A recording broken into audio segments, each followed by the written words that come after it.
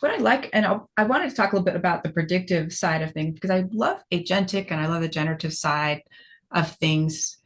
And you can train them to start to understand the individual and have that ability to interpret, what your intent is. Um, when you're talking about millions, though, and they come in, and you don't want to do a one size fits all methodology, you glean bits and pieces of information through that process, and you can enter them into that model, that predictive model. Right. And you're right about first party data being valuable. There's that intent data that we talked about, kind of gleaning about time on page or things like that. There's third party data. All of that together starts to what I envision and hope, and I'd love your thoughts on is I envision there's almost a terrible term would be like a crystal ball because there were so many years ago that I was in business school and I actually used a software called Crystal Ball, which was a Monte Carlo simulation. Okay. Right? But I've always thought it would be terrific to be able to take any applicant in that process and predict where their best outcome is going to be and then help them achieve that. That's the side of predictive analytics and algorithms that gets me excited. Personalization at scale, Right. hyper personalization and customization, but it feels effortless and is effortless to enable if the technology would support that. Um, do you see that in essence in use, that predictive component today in any capacity? I think we talked about it being on the front end with the leads, but do you see that Yeah. throughout the value chain for insurance? I really haven't seen that yet with a single carrier. Some of the places that I see, you know, journey mapping based on points of the journey, right? I see Yeah. that happening with the platforms. You guys are probably plugged into that too, right? A customer comes to a website, they there's probably information gleaned just from the mobile ad ID or something. So you know right away, maybe before you even build the page, this person has a propensity to buy A, B, or C.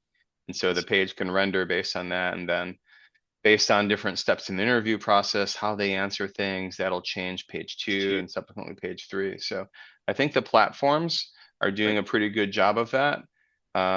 It's been a while since I worked on Progressive's website, but I'm guessing they would, being one of the leaders in direct distribution, they would probably be employing this stuff as well.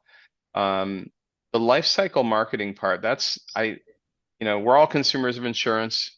I have State Farm right now, and there's nothing that I'm getting from State Farm that would indicate they know me and are, out for my They haven't sent you an RV ad? No, I have not. I do have all my stuff insured through State Farm right now, but to me, insurance is one of those things. It's a low interest, low engagement category. I always felt the ultimate um, swing in insurance would be, instead of being reactive, being proactive. And I don't know if you get there unless you can connect your the things that you live in, like your house and your car and your Internet of Things connected devices, to some sort of service where it could say, "Hey, David, we noticed that you left the lights on last week 30% more. We could save $15 next month if you let us turn them off for you, right? Can we do that? Or, hey, we noticed that your hot water looked like it was leaking. We took the liberty of shutting that off for you, right? So You sort of can turn things it like back that. on, but yeah, that's great just Yeah, to like predict and you prevent. know, Mhm. that's sort of really, really future state, or maybe Minority Report future state. But I haven't seen any carrier yet really do the life cycle marketing piece in a way that I thought was really personal, really unique. At least for me, maybe from my perspective. I Mhm. suspect there are ones out there who might be hearing this and say, "No, Drotos, I disagree. This is what we're doing." But where I've seen it manifest mostly is in the platforms right now. And it's really important because you're doing a lot of expensive advertising, getting folks to that funnel. You want to do the best you can to get them through the funnel and to the right product for them. So Yeah, that's a so let's ask anyone that's listening that has some use cases like that to reach out so we can highlight those as well. But on the predictive side, particularly post sell, we see a lot of cross sell, upsell, and churn right, actions being taken based on those predictions that are then honed in on that individual using that third party data. And a lot of that is leading to more profitable books from a lifetime value. But sure. you I have more think than that one product, requires, it's going to be a yeah, stickier relationship, right? yeah, absolutely. It requires more of a technology infrastructure. And I think many of the insurers have been investing in that, like we talked about earlier, and it is about to come to fruition. I'm seeing a lot of tipping points come about where they now have the ability to house that recommendation engine so that Right. they can Next, take action.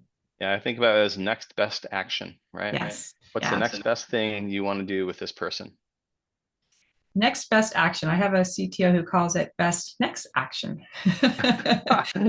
Speaking of it and intentionally turning that phrase a little bit to say, you're going to take an action. What can you do best to help Right. that person, even if it is no action at that time? But yeah, fascinating stuff. I'm really here for it. I really love that we're using the tools and the capabilities and the data in ways that not only make it more profitable, but enrich the customer's life so that they have all of Yeah. their coverages.